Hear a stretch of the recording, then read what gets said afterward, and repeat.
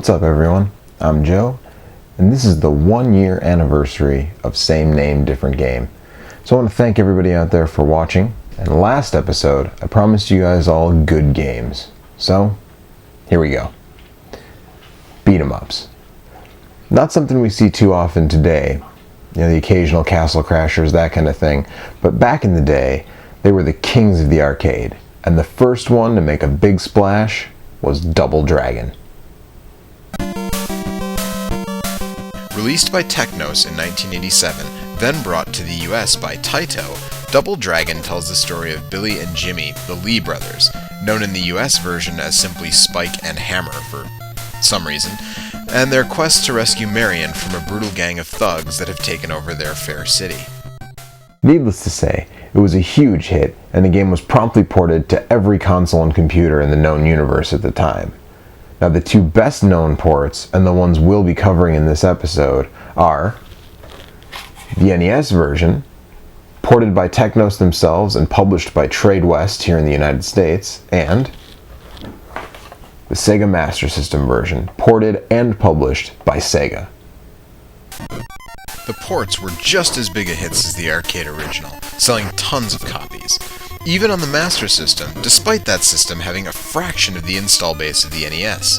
In fact, Double Dragon was one of the games the kids who had the misfortune of getting a Master System instead of an NES often pointed to as being better than the Nintendo version. But is it? Well, I wouldn't want to spoil the ending just yet, but let's address the elephant in the room right away. The Sega Master System version allows for 2-player simultaneous play, just like its arcade big brother.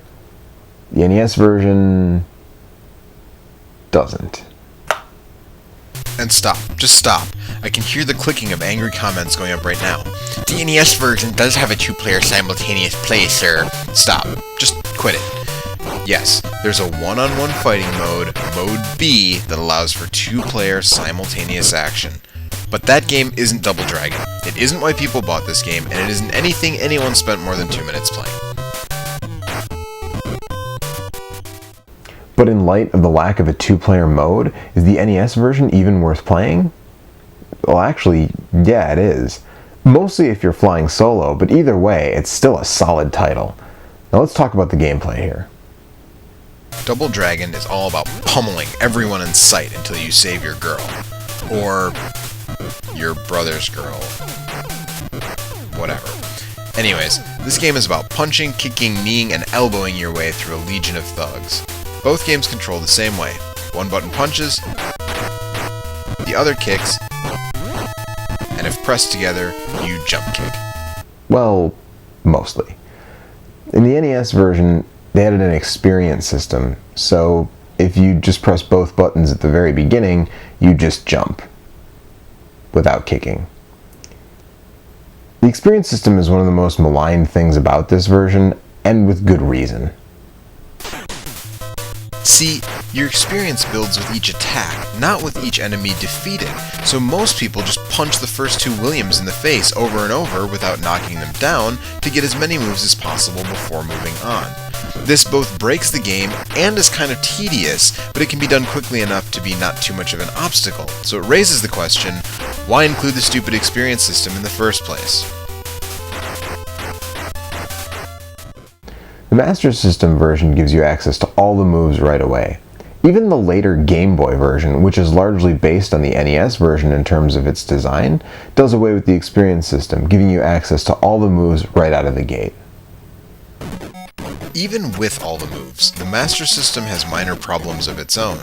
Some of the moves are really hard to pull off. In fact, I don't even know if the pin move is in this version, since I've never been able to do it. In the NES game, you just stand over a downed enemy and press down and A. Doing the hair pull is essentially total luck of the draw. Again, in the NES version, it's easy. Land a blow, tap forward, and punch. Finally, the elbow is harder to do on the Master System. Due to both the effort and the fact that successfully doing it turns you around, it isn't really worth doing at all. Although, that may be for the best, since the elbow smash practically breaks the NES version, since it's so powerful and it's so easy to pull off. But let's move on to graphics and sound. Graphically, both of these games are excellent. They don't look like the arcade version, but they have great characters with lots of personality. They're colorful, and they make everything easy to see. I will say, however, that in the Master System game, the two-player mode does lead to a good deal of sprite flicker, though it does a great job of avoiding slowdown. Musically, there's no contest. The NES has it in spades. The Master System had a much beefier graphics processor, but it didn't have a sound chip at all, so everything goes through the system's Core Z80 processor. Later versions of the Japanese Master System added an FM synthesis chip, and this game can use it, but the American Master System doesn't have it, so the sound is tinny and crappy. Take a listen.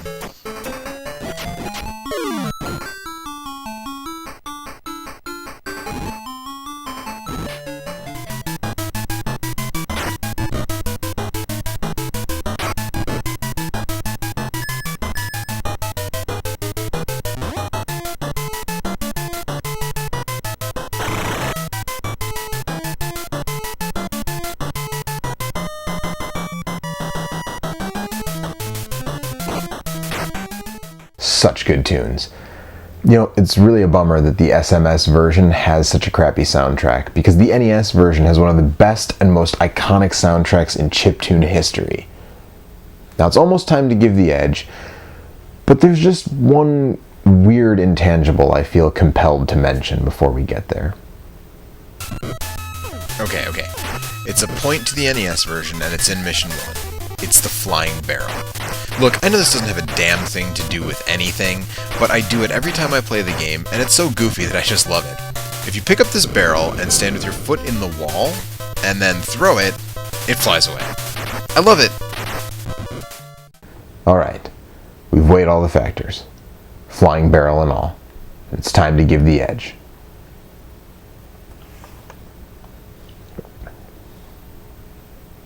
I can't do it. Both of these games kick ass. I mean, it really comes down to how many players do you have. If you've got 2 players, the Master System is your only option. But if you're flying solo, go with the NES. I mean, the music is better and the controls are more responsive. But even if you're flying solo, this is still a fun game. Both games are super cheap on the used market, not hard to find at all. So that's all I've got for you for this month. Make sure to check out onthestick.com for all of your normal dose of awesomeness. And make sure you come back here next month, because it is going to be our 2nd annual WrestleMania special for Same Name Different Game, and Joey Pink will be back to host the show. We'll see you next time.